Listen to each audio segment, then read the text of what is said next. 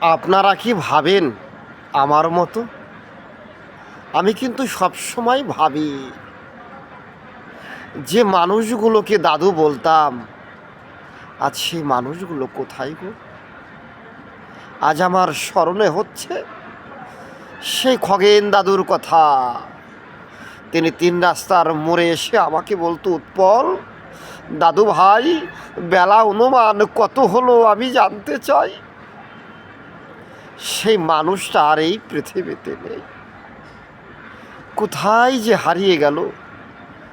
সেই পঞ্চভূতের সঙ্গে বিলীন হয়ে গেল, পঞ্চে পঞ্চে লয় হয়ে গেছে।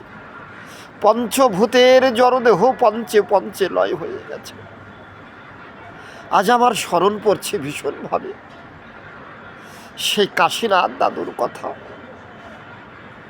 যে দাদুকে দেখতাম একটা দণ্ড, একটা লাঠিকে অবলম্বন করে সে ব্যাকা হয়ে হাঁটত গো। মানুষ কিভাবে এসেছিল, আজ সেই মানুষগুলো কোথায় চলে গেল, আর খুঁজে পায় না এই পৃথিবীতে। আজ মনে পড়ছে সেই রতি বাউলির কথা, আজ মনে পড়ছে আমার সেই নিতাই করাতির কথা। এই মানুষগুলো কোথায় চলে গেল? এমন কোনো দেশ আছে যে দেশে চলে গেলে আর পুনরায় ফিরে এসে সেই দেশের সংবাদ বলে না?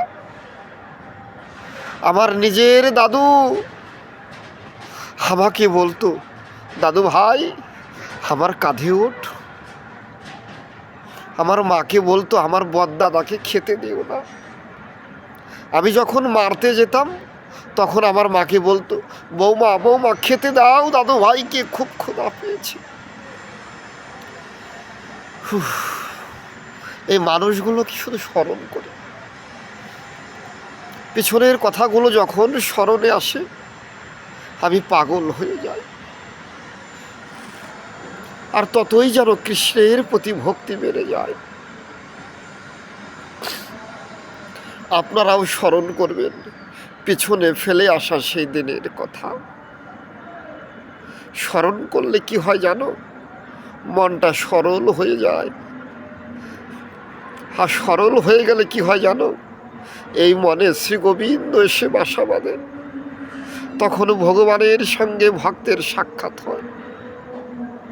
জয় হরিবল, জয় হরিবল। হে ঠাকুর, পিছনে ফেলে আসা মানুষগুলো যেন তোমার চরণ তলে গিয়ে জায়গা পায়, তাদের যেন আর জন্ম মৃত্যু না হয়। তারা যেন তোমার শ্রীপাদ পদ্মে অনন্তকালের জন্য তোমার প্রিয় ভক্ত হয়ে তোমার শ্রীপাদ পদ্মে জায়গা পায়। জয় হরিবল, জয় হরিবল। হে ঠাকুর, তুমি জগতের কল্যাণ করো। জয় ভবা, জয় ভবা, জয় পাগ।